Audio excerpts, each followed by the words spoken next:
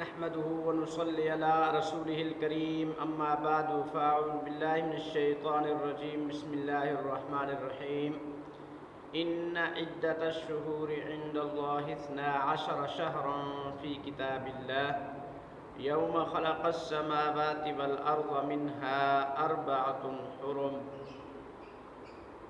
آمنت بالله صدق الله العظيم۔ نہایت واجب الاحترام قابل صد و تکریم معزز سامعین و ناظرین، اس وقت آپ دیکھ رہے ہیں کیفی آفیشیل علوم القرآن یوٹیوب چینل 691، اور میں آپ کی خدمت میں حاضر ہوں قاری محمد نعمان کیفی۔ آج میں آپ حضرات کے سامنے جس موضوع پر گفتگو کرنا چاہتا ہوں وہ ہے ماہ ذوالقعدہ کی فضیلت اور ماہ ذوالقعدہ کو ذوالقعدہ کہنے کی وجہ۔ ماہ ذوالقعدہ کو ذوالقعدہ کیوں کہتے ہیں؟ ذوالقعدہ کا معنی ہوتا ہے، ذو کا معنی ہوتا ہے والے، اور قعدہ کا معنی ہوتا ہے بیٹھنے والے۔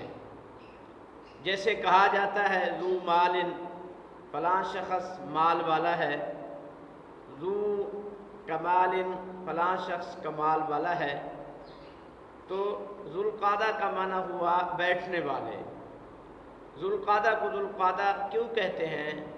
اس لیے کہتے ہیں کہ اس مہینے کے اندر زمانہ جاہلیت کے جو لوگ تھے، جو لڑائی جھگڑے کے فتنے فساد کے عادی تھے، قتل و غارت کے عادی تھے، جس وقت ماہ ذوالقعدہ آتا وہ جنگ و جدال سے فارغ ہو کر آرام کے ساتھ اطمینان کے ساتھ بیٹھ جاتے اور تلواریں اور جنگی آلات کو رکھ دیتے تھے، اور ان دنوں کے اندر اس مہینے کے اندر وہ جنگ و جدال کو حرام سمجھتے تھے۔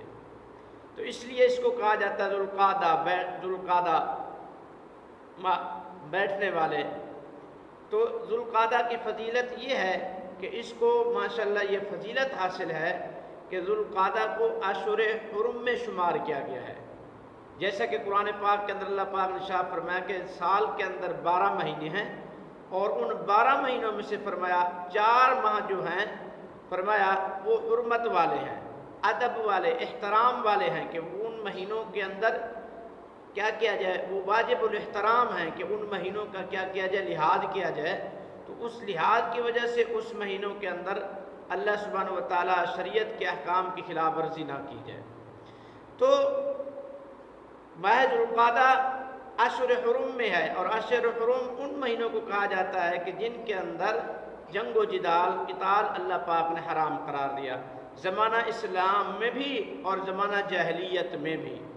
تو زمانہ جاہلیت میں کفار، مشرکین اور اسی طرح فتنے فساد، لڑائی جھگڑے کے عادی، وہ سب جنگ و جدال کو حرام سمجھتے تھے۔ اس مہینوں کے اندر اگر ان کے سکے باپ کا قاتل بھی اگر سامنے آ جاتا تب بھی وہ اس سے کسی قسم کا بدلہ، انتقام نہیں لیا کرتے تھے۔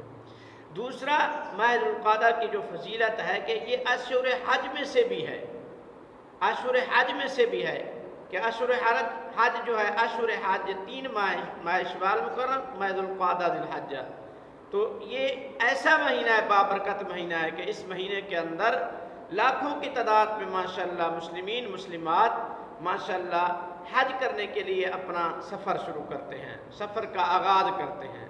تو اس لیے یہ ماہ ذوالقعدہ فضیلت والا ہوا، ایک تو اشہر حرم کی وجہ سے، دوسرا جو ہے نا یہ ماہ ذوالقعدہ کو فضیلت حاصل ہوئی ہے اشہر حرم اور اس کے ساتھ ساتھ اشہر حج کی وجہ سے بھی۔ اور اس کے اندر جو واقعات پیش ہے، سب سے اہم اور بڑا واقعہ کہ اسی مہینے کے اندر غزوہ خندق پیش آیا، جس کو غزوہ احزاب بھی کہا جاتا ہے۔